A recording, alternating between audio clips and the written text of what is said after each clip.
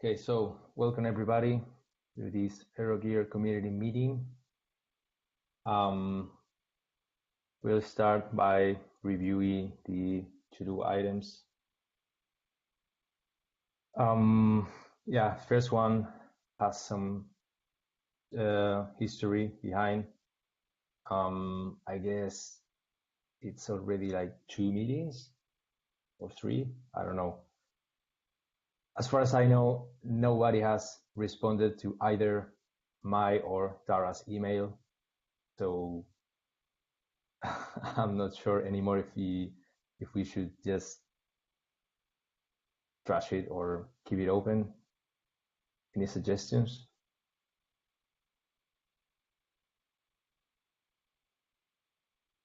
I think in the guide, the open source guide has already a definition. We can just follow that. We don't need to create one. I will check and ping in the chat. We could do that, yeah. I just wonder if we should have an actual discussion about this in the mailing list instead of, Could you just, okay, do you know, has in there, what is the topic in the forum? The link for the topic? Because I can go there and just reply.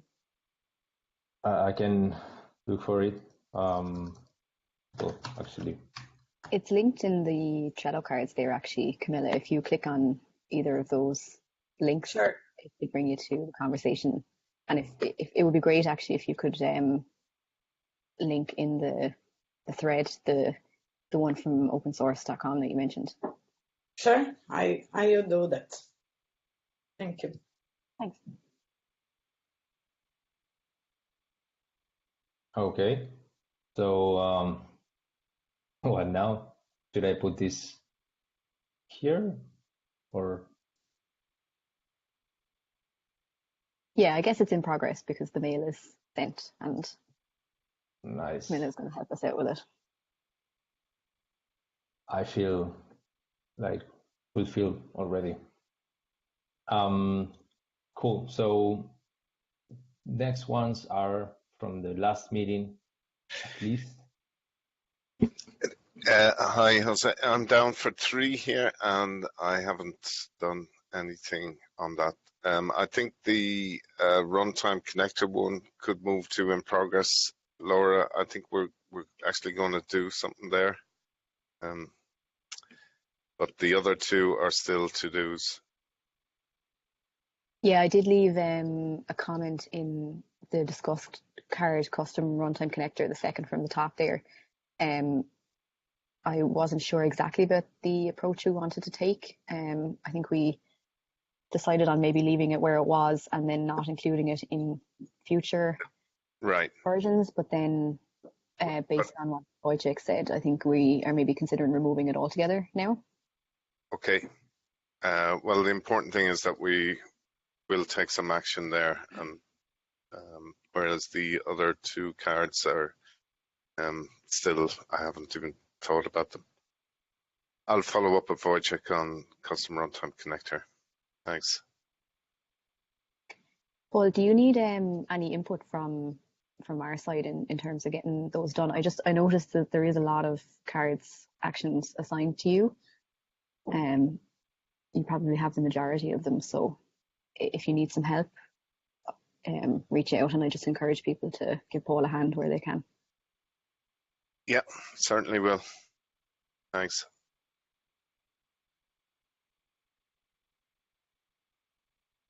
Okay, fair enough.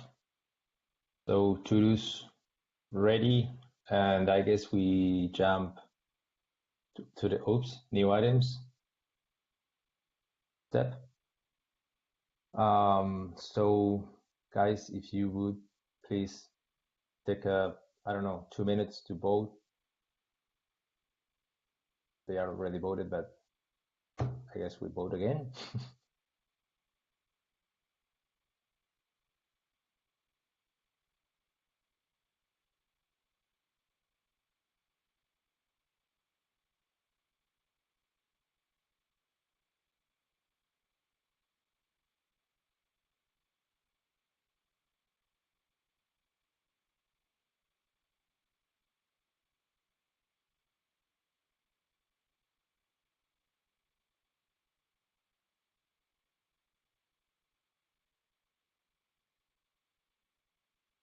Oh, I brought the timer this time.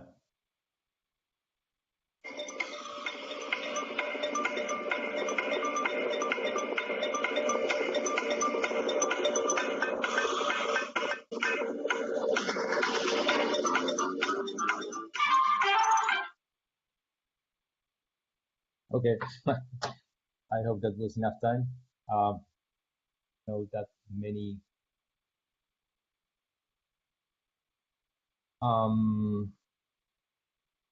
up.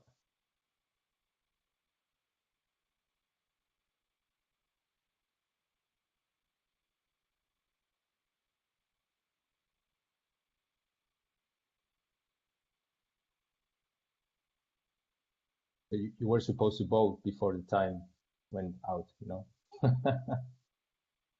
Just joking. Okay, I guess we can go on.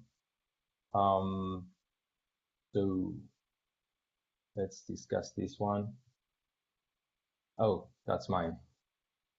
So this card is supposed to be read by everybody. I actually gave some examples, but the main reason of this card is I think our videos are not as professional as they should be, or at least they don't look like it. And yeah,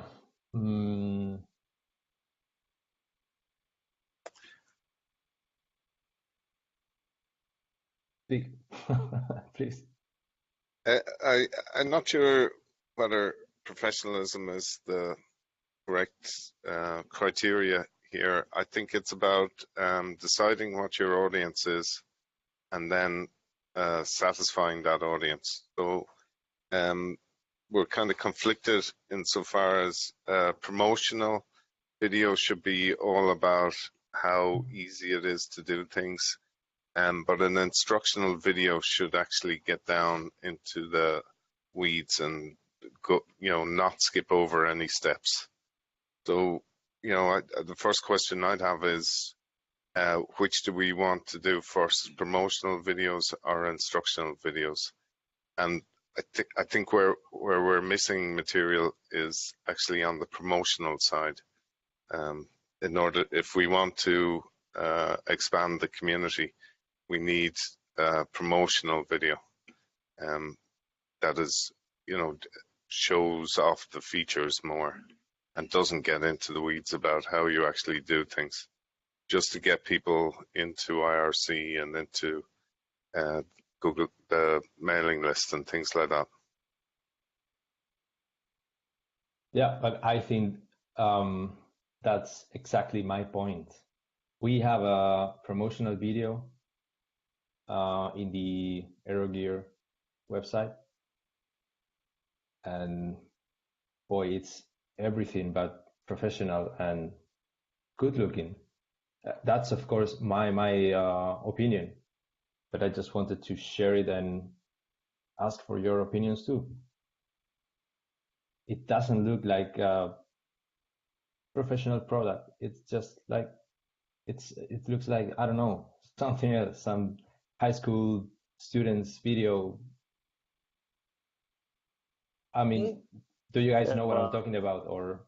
Yeah, but in that case, it doesn't matter if just people can watch that video and there are no issues or some, I know, problems with that video. So I don't see any issue with that. So like, even if that's instructional video or promotional video, but mainly promotional video should be used with some logo like AeroGear something there, and you can show only like small pieces of functionality. And for instructional video should be used if you write some blog or for AeroGear blog. So, and then you put some instruction how to use it. But if I don't think just you should be some super mega cool operator just to create the best recording, just for your video and it on AeroGear site. That doesn't make any sense. You create any video and show the people that, hey guys, like these things works like that just, and I think still there could be some comments under that video, and people can ask another questions, and you can moderate that questions and respond them.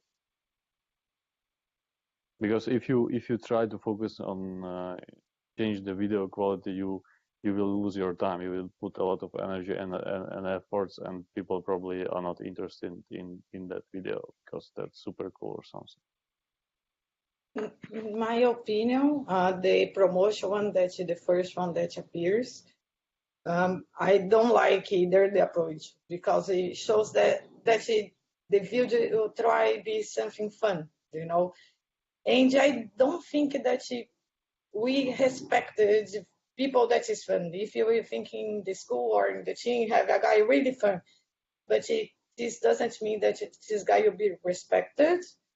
So when I think as a product, in my point of view, I prefer a video more serious, like that one that we had for Rich Map, that is like 2 minutes and shows the things just connect and just one idea of it's what is the goal of the product, you know. I don't know. I think it had maybe Red Hat has some area that do this kind of stuff, and it's specialist in to do it. I don't know.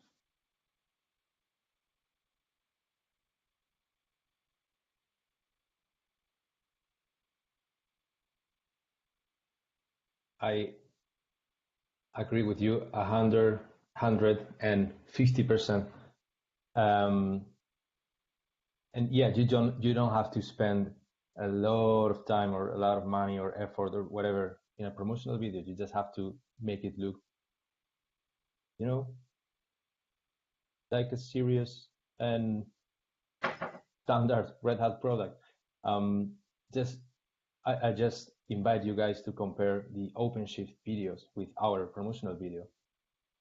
You see the OpenShift one and you think, oh, that's cool. I don't even know what that is, but it's cool. I'm going to find out more. But you see the promotional video and you think, okay, this is some kind of joke, or let's go on to the next framework.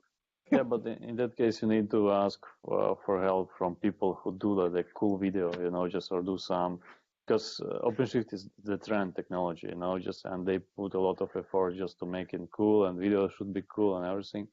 So if mobile has the same trend, that means just we should ask the help from like people who know how to make these videos much better for promotional videos. I mean, and put on the sites, on the AeroGear just site, and just say, hey, just like these things look like that, and these things look like that, and via AeroGear just and use AeroGear and like another promotional technologies.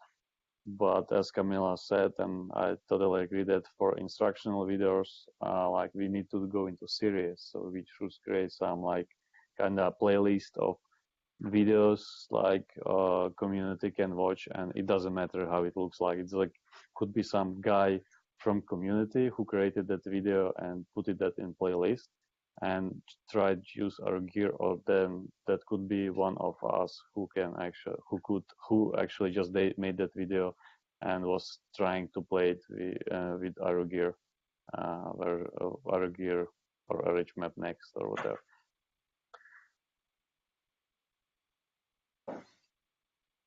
Have anyone know how that video about Rich Map was done? Because if you will go in the Red Hat website and you put there Rich Map has a video, a small video.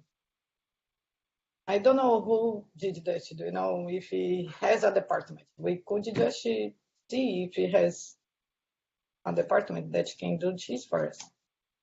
Yep. So we should probably ask for help then, just to create some cool promotional videos if there's an issue with that. But I agree with you about the other ones for developers. They know to show how the things work. This any person can do one and show something. This is fine. So does that mean? I think there was some conversation already about the AeroGear YouTube channel. Yes, that's good. So, Also great. Yeah, so I think there was like a call to add videos there. I did add the recordings of the community meetings up there because I don't think it makes good sense to have them just in blue jeans. And the original plan was to do that some way that we could publish them to YouTube. But in terms of the instructional videos, I'm not sure whether there was many uploaded in the end. So I think probably people have lots of like content around that could be uploaded. So there's probably two aspects here. There's the technical videos, which I guess we can solve within this group, because I'm sure people have maybe some content from putting together sprint reviews or things like that could be uploaded. And then there's the promotional side, which is trying to create maybe other more promo videos. And it sounds like reaching out to somebody to help us with that might be the route there. That's like an action point, I guess. Yeah. I think there's probably two different actions there just from hearing the conversation.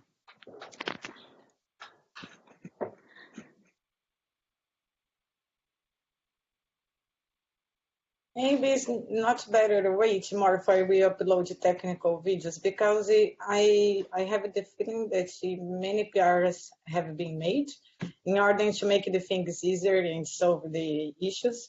So if I don't know, but I believe that if we do a video now to show how something works, in a month or 2 months, you'll change a lot.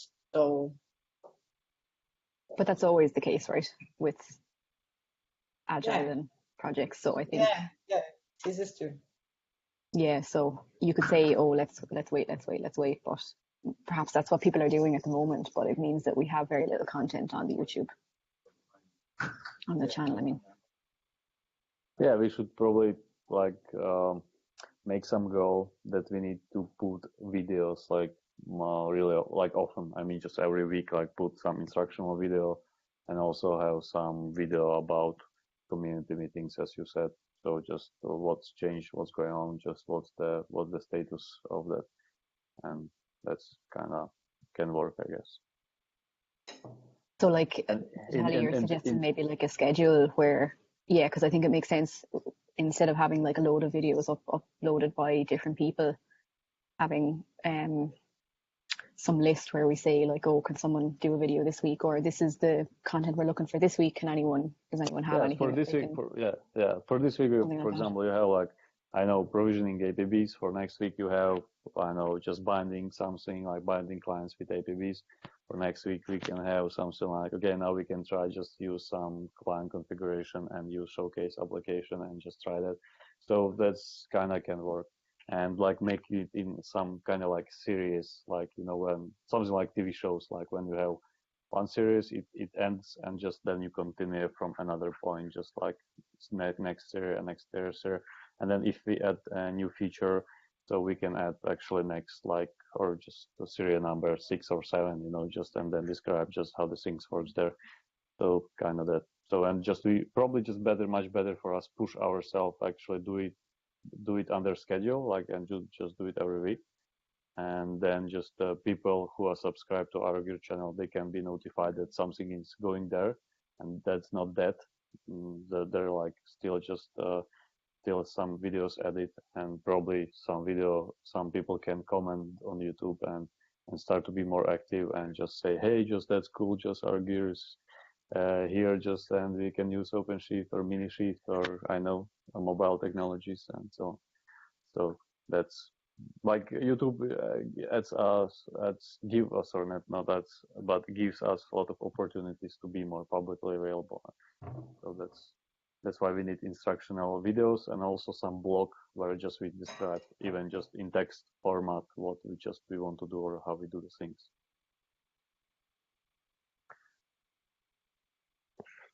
Have some blog post, AeroGear, where just anybody can add some blog, like any community member to their AeroGear.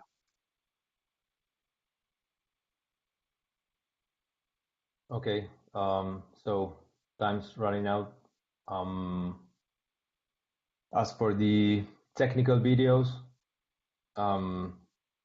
we have consensus, but for the promotional video, are you okay with, I don't know, reaching out somebody that could help us? We're just looking for someone to help us outside of mobile.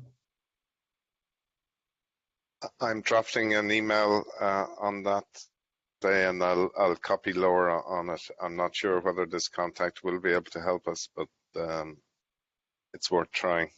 Yeah, at least we tried. Cool. We also have the option to try and create something different internally if we can't find someone. Like if people want to improve it, I think give it a go and see. Like, let's show if somebody can create something, we can view it and see. Maybe there's some skills. Somebody has some skills we don't know of. Yeah, or probably some people from the team. Some people from the team can just, if they have some skills in video recording, they can also help. If they have some, I know, used some video redactors or editors before, so they can also help. I think that's. It's good to even send this mail to the mobile internal or somewhere, and somebody can react to that.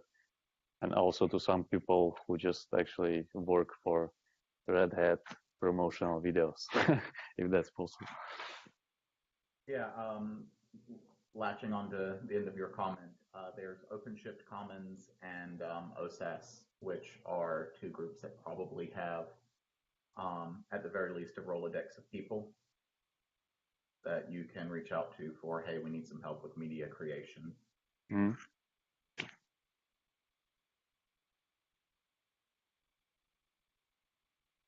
I messed up, if anyone is looking, sorry.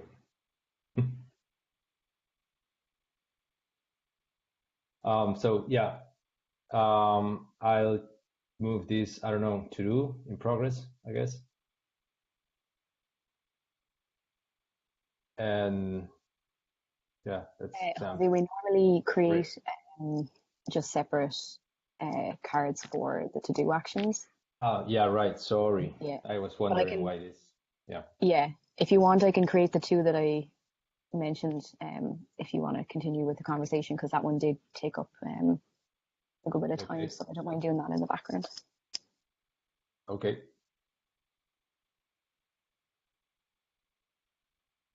So this one, setup and maintenance of a community OpenShift cluster. How do I know who created this? John Frisell. Anybody wants to say something about this one? I think there was a comment from Thomas last week. I'm not sure if he's on the call. Yeah, no, he's on the he's on PTO now.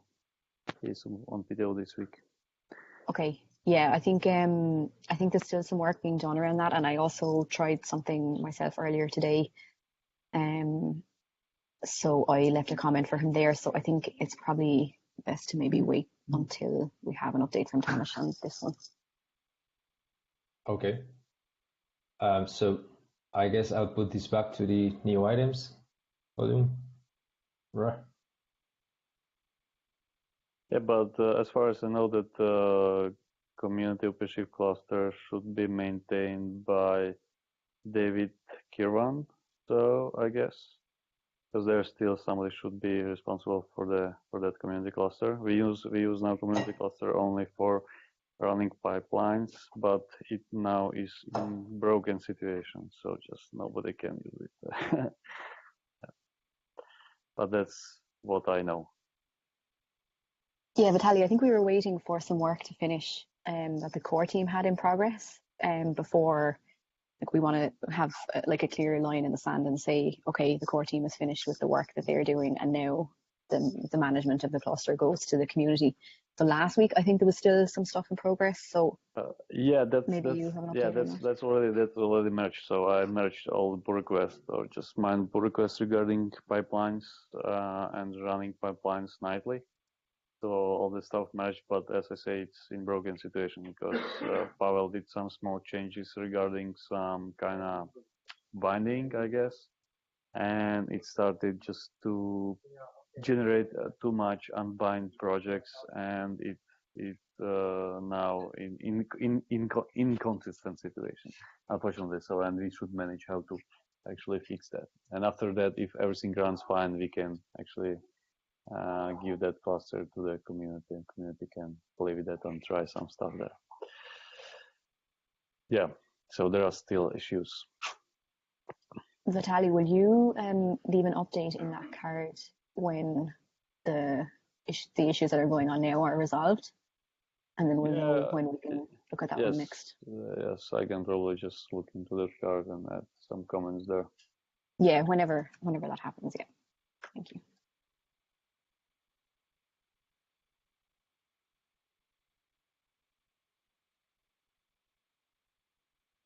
Okay. So shall I move this one to discussed or back to the new items? I think let's keep it back in new items, because at the point when it's handed over, we should probably discuss like how we take in how we track like issues or things that need to be fixed, or how we manage resources, how we communicate. You know, if there's a lot of projects and we need to clean them out, I think we need to probably discuss a good bit of stuff around that. So I think leave it until we're ready to take it over. Fair enough. Next one is how to handle with issues on GitHub. Should we duplicate, move it to Jira? I guess it's from Daniel. Want to add something? If he's I don't think so. It's a simple task. It's a simple question. We have Trello. We have Jira to track what we are doing, and now we have GitHub. So what we need to do with the GitHub, let's leave this there, or let's duplicate this on Jira to track what we are doing, and yada. So I don't know what to do.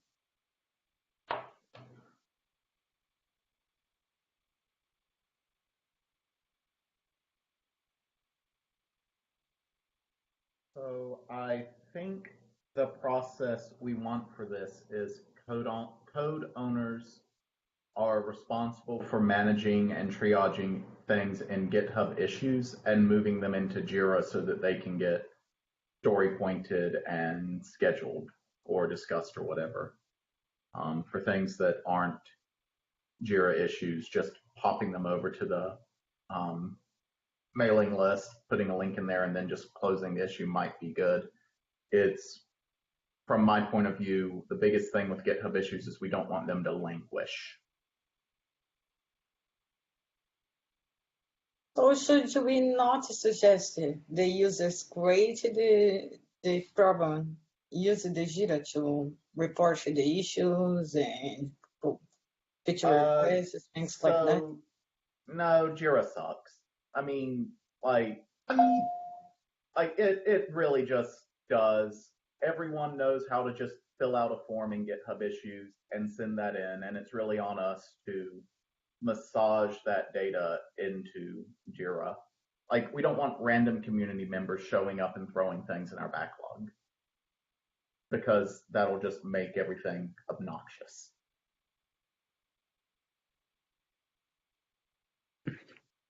But how the developers will contribute with the backlog, because they usually in the projects, if you want to contribute with open source projects, you go in the place where the tasks are tracked, no matter if it's Jira or any other tool, usually the Jira, like JBoss or the others, because it's a common tool but it has Trello, has other tools, and you get something. Usually you are recommend to get something for there and to try to solve, or the issue in the repo.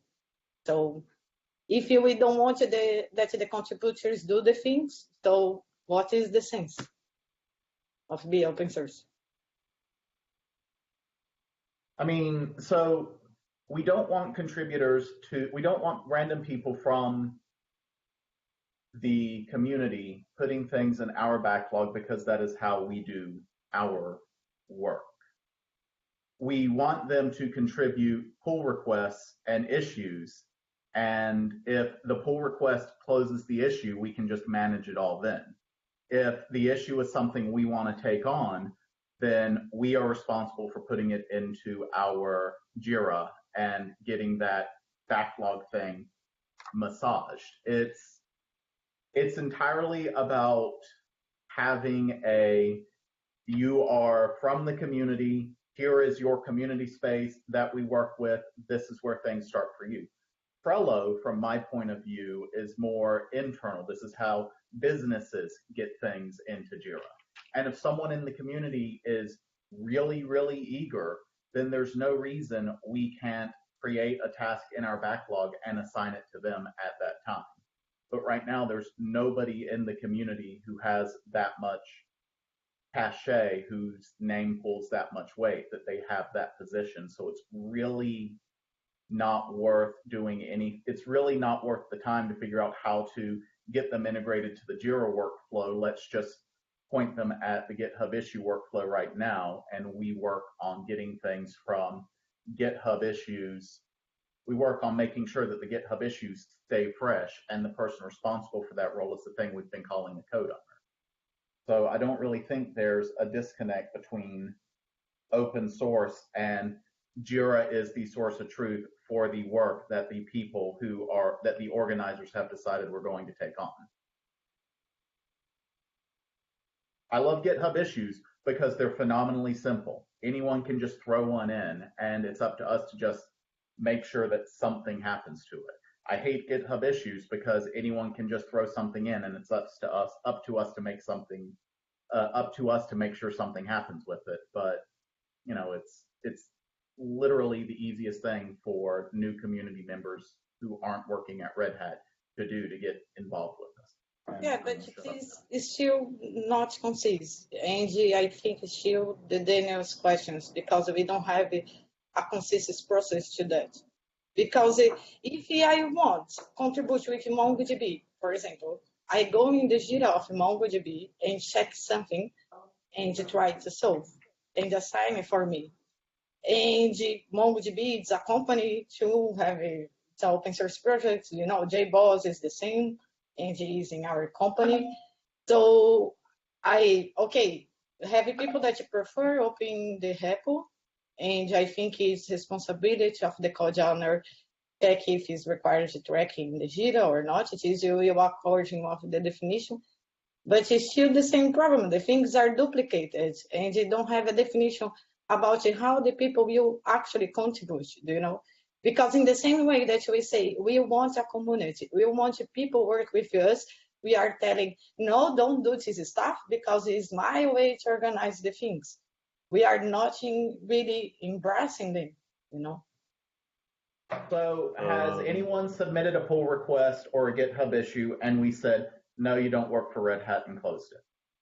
Because that's what it sounds like you just said happens. No, there is sometimes, Summers, I know if you had some experience, sometimes there is problem like with OpenShift products or unsupervised broker. Like if even we from the mobile team send a pull request, they can say, hey, we don't take your pull request because we work only on Bugzillas now. Sorry, just we can't merge it. But yeah, this stuff can happen. And I think just even somebody sends pull request, we can at least create some Jira ticket and attach that pull request and see if that pull request is merged, Jira ticket can be closed. And Jira tickets we need only for track all our work, just or just work or features or just everything being done. So that's mainly for management or just PMs like what we added new, and track even just this pull request, because on GitHub it's difficult to track all that pull requests. It's looks like a huge mess of pull requests and issues and everything. And sometimes like if you want to go in agile way or release way, just you should do it sprint by sprint. So don't think just GitHub zip or something like that. But we have actually some we can use Jira API to actually just or just Jira queries to find out just what was done like last or previous sprint. So so don't think just that could be like kind of blocked by us because we want to do in our way, or that's not like that. I don't agree. I just would like to say that I don't say that somebody did the PR and we will not merging because you're not the team. But if you look at another products, good products that the people have a great community, for example, OpenStack. The OpenStack has a huge guide how to contribute with, how to do the things. And the same way that the team is working with the product is the way that they ask for the contributor work with that. Following the same process, don't have two processes, don't have things duplicated. If you take the JBoss, you need to go there and create a Jira. I don't know. If you take the OpenShift, you need to go there, create a Bugzilla, and you work in the Bugzilla. But it has a guide, has documents telling for you, you need to do this and this and this. And if you do a PR and the people that work there look there, oh, you don't have a Bugzilla for that. Okay, go there and create the Bugzilla and associate with the PR and ask for the review. When all process required to merge that PR is made, the PR will be merged. They will tell for you what is required to do, how to follow the process, and they have a defined process to be followed. Yeah, I think to be honest, Camilla, you've probably hit the nail on the head there. I think there's lots of different routes into different projects.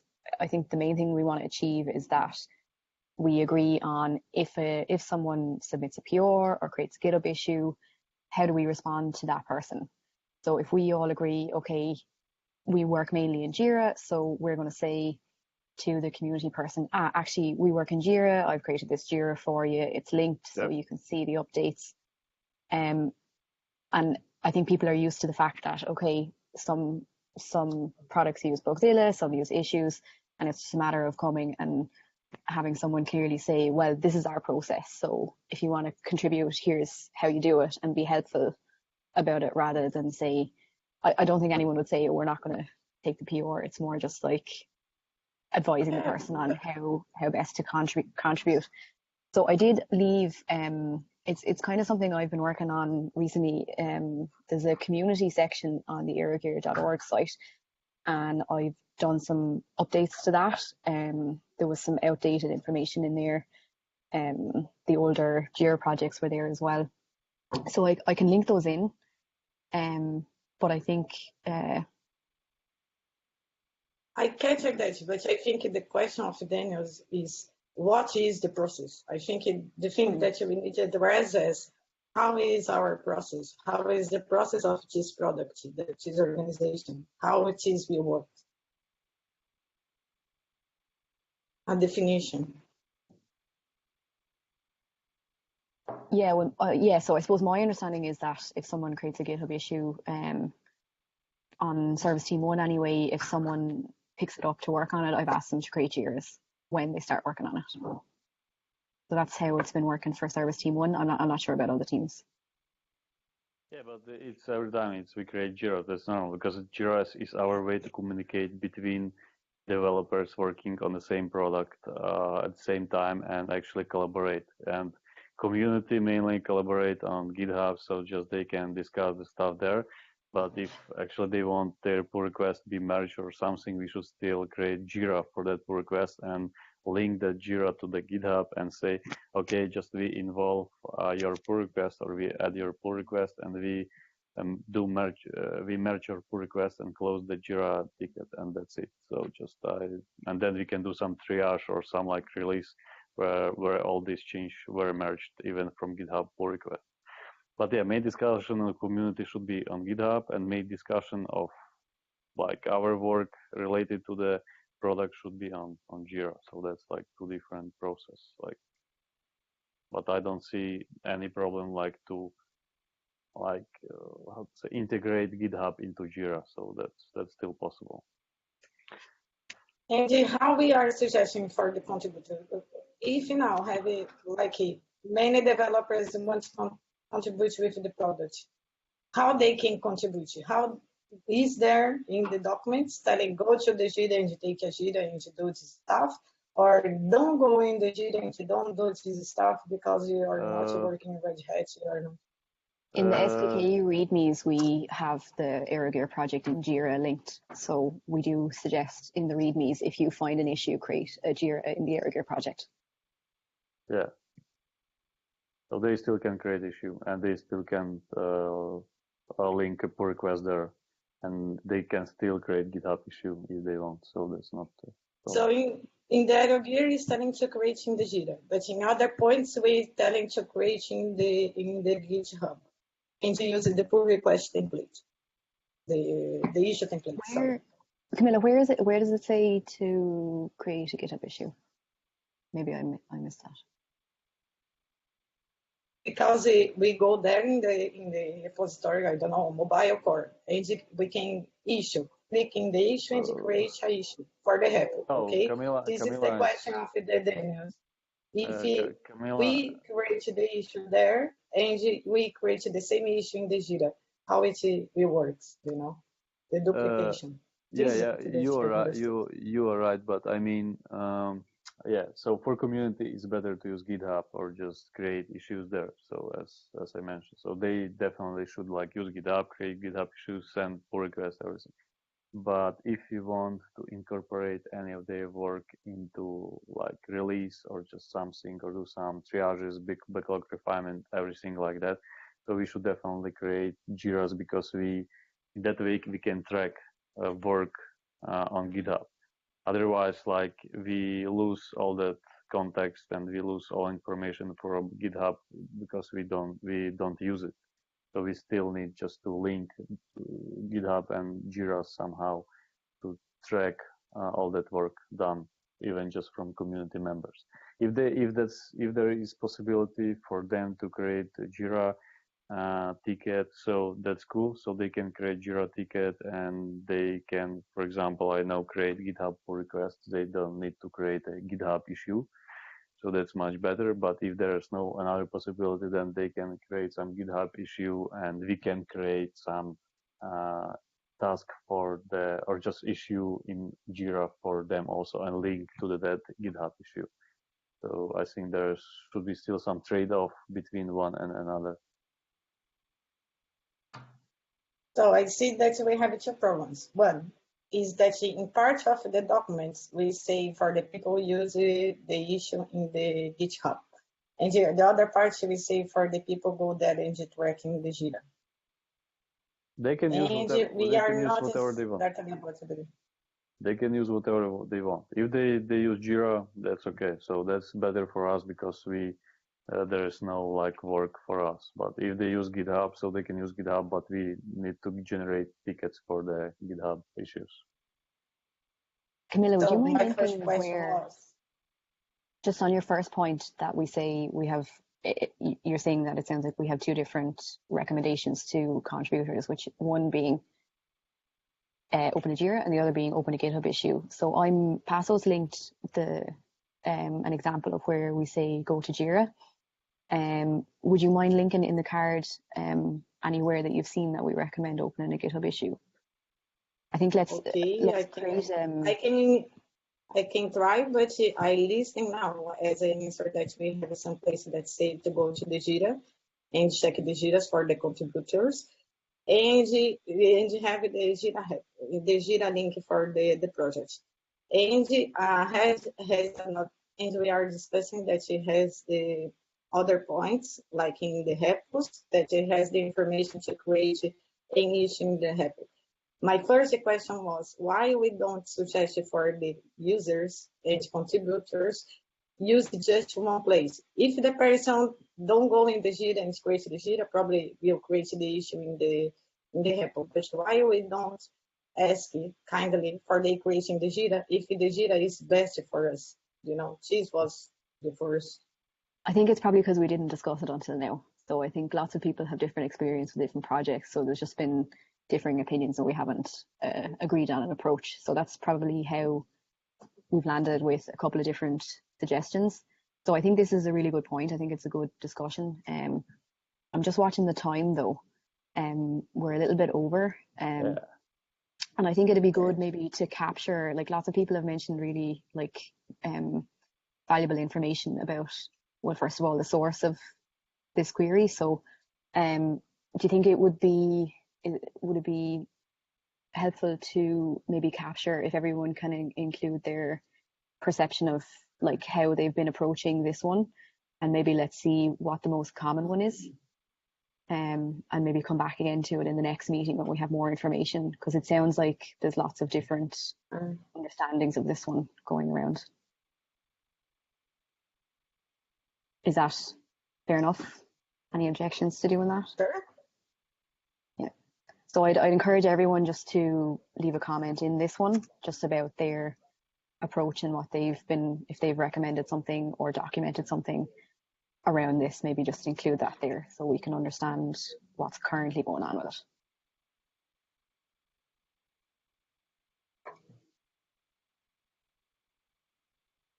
That sounds good, Laura. Cool. So yeah, guys, please comment here, and for God's sake, let's find some solution for the next meeting and not in 10 meetings.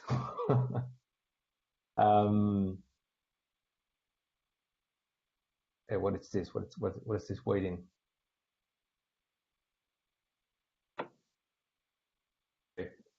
No, I'm messing up with the ticket. I'm sorry, guys. Yeah, now it looks fine. So yeah, sorry for the 9 extra minutes, guys. Thanks for joining. Have a nice week, and yeah, see you around.